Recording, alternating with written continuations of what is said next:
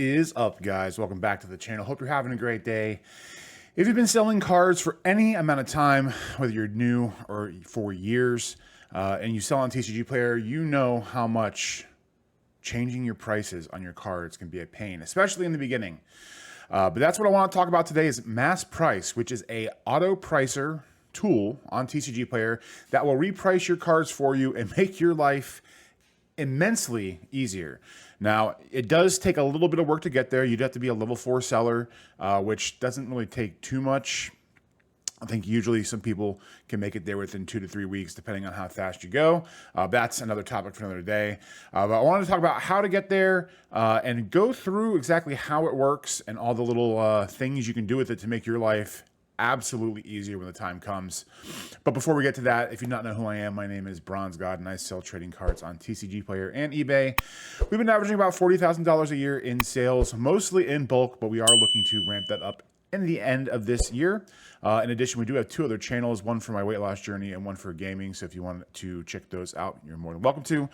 We also have an affiliate code for Mox Alpha, which is a site that helps you break down the estimated value of sealed product among a bunch of different games to see if they're worth breaking down to see the singles.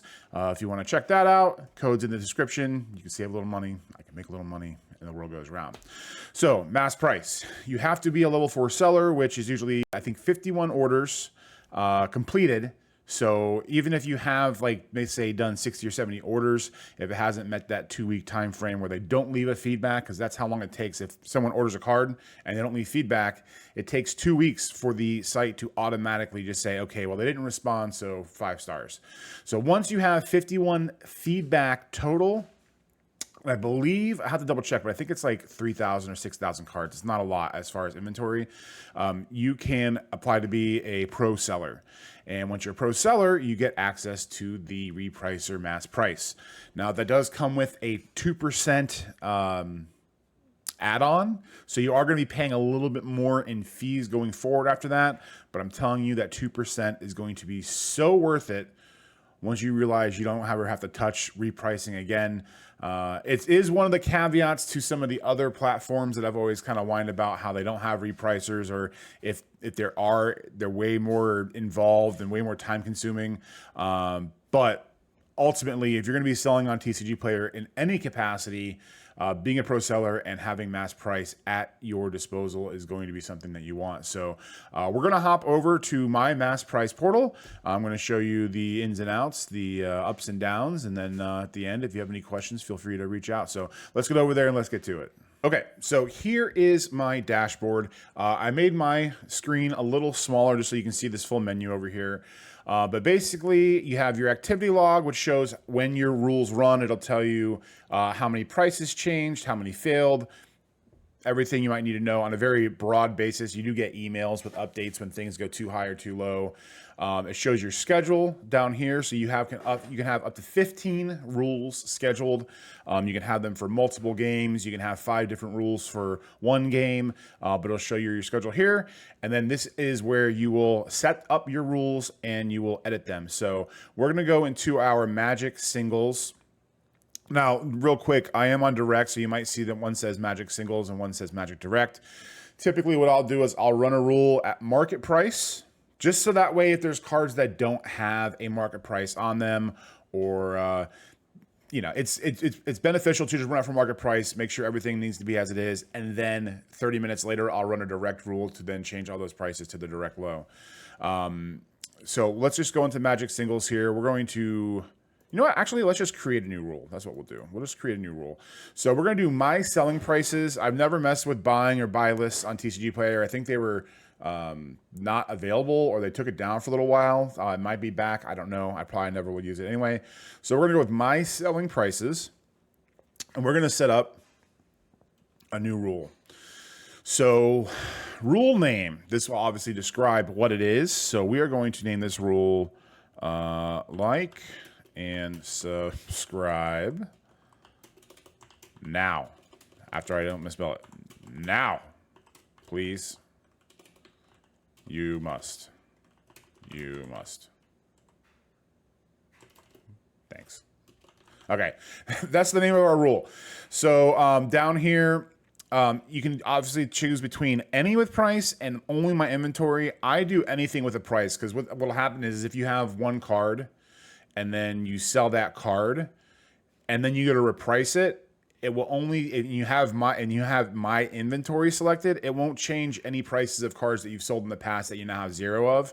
And what can happen is if you do end up getting one of those cards and that card goes up $2 or down $2, you could get hosed. So I usually always have any with price. Category, obviously that's the game. Now right now I only have Magic on my store. I haven't relisted any Pokemon yet. Otherwise, other games would populate.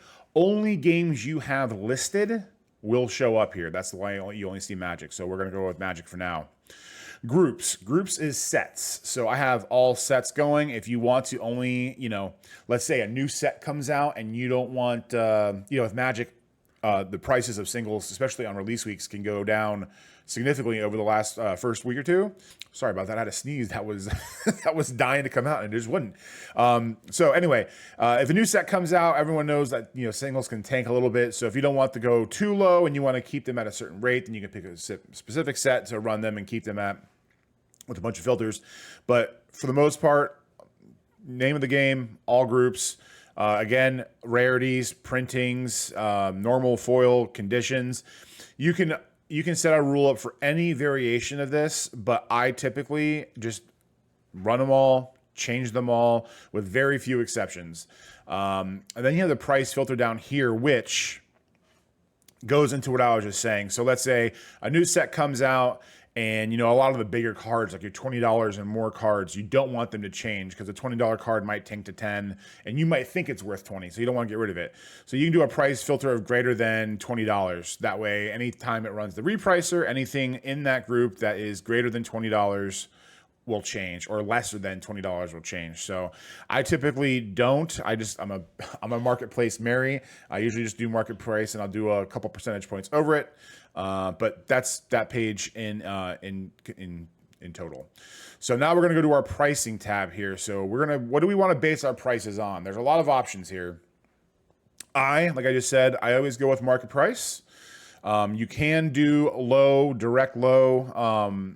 Once I run the direct rule after this one, it will go to direct low. But as my base price, I always go with TCG Marketplace.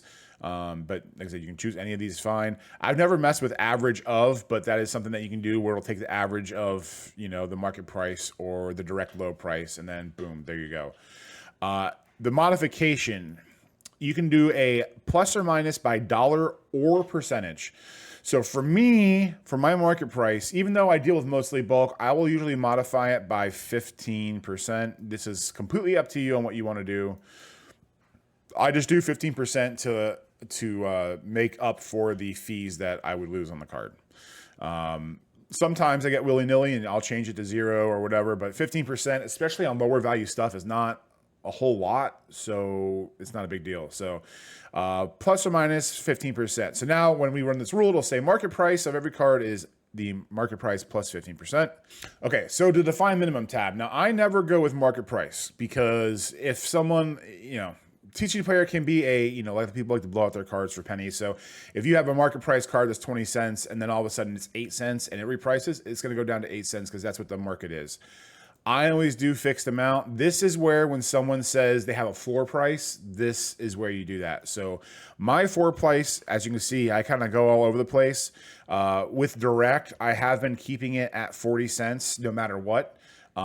15 to 25 cents for non-direct sellers is typically the window to go to. So once I have this, that means that no matter what, if a card goes from $1 to a penny, it won't be listed for lower than 40 cents. Now this tab here says, yes, skip updates that will lower my existing price by more than 50%. That kind of helps stop what I was just mentioning a little bit ago, which is if you have a card that's $10 and it goes down to $4, if you have this percentage here in place with this box checked, it won't change that price. It'll just keep it at $10. And you can change the percentage to whatever you want. You can do 10, 20, 30. I usually just keep it at some arbitrary number. I don't really pay too much attention to it just because I'm on direct. But if you know that you won't want your cards to go down too much, you can set that number here, and then it won't. It'll keep all those prices the way they need to be, and anything under that threshold will get changed.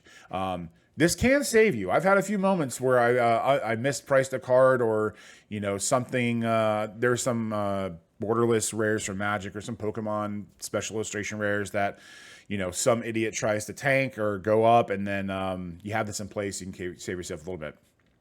And then we have the confirm page. So you just review everything you want. If you need to edit any of them, there's an edit tab over each section, so you don't have to go through the whole process from beginning to end. And then once that's done, we save it and close it. Now, the last thing you want to do is make a schedule for it. You can make, again, up to 15 rules. So you can't have more than that here. So we're going to go click on this and do add schedule. And then it's pretty straightforward. It's going to pop up here any day. You could pick any number of days of the week. If you want this to run, let's say Monday, Tuesday, Thursday, then Friday, Saturday, Sunday, you would have to make 2 different rules. One to run on the 3 days you want, and then another one to run the other days. But all days of the week, let's say we wanted to run at 8 o'clock in the morning, and then boom, that's it. Save and close. So now every day at 8 o'clock in the morning, this rule will run. It will run at every single thing that you listed at, and that's it. It's not that hard. It is a little bit of it takes some work sometimes. It is a little slow at moments. So that is something to realize. When a rule does run, depending on how big your inventory is, it can take 20, 30 minutes to upload, because when I had like 170, 180,000 cards, it would take like an hour or two before I would see all the results of that. I would, every now and then, I'll always pick like a big card just to make sure everything's fine. But that's about it. That's about it for this program. It's an essential if you're going to be selling on TCGplayer. Just think about the pain and suffering you're going to go through having to go in and manually update 3, 4, 5,000 cards. It's worth the 2% to do it. So don't even think about it. Get to level 4, go be a pro seller, get on MASSPRICE, and really take advantage of it so you can stay on top of the money you make and the money that you hopefully don't lose. So hope that was helpful. If you have any questions, obviously feel free to leave a comment in the section below. I do have a Discord, so pop in there and hang out. We've been slowly growing that. Got lots of good people over there just hanging out. And then hope you guys have a good one. We'll see you in the next one, and hope you have a great day. Bye.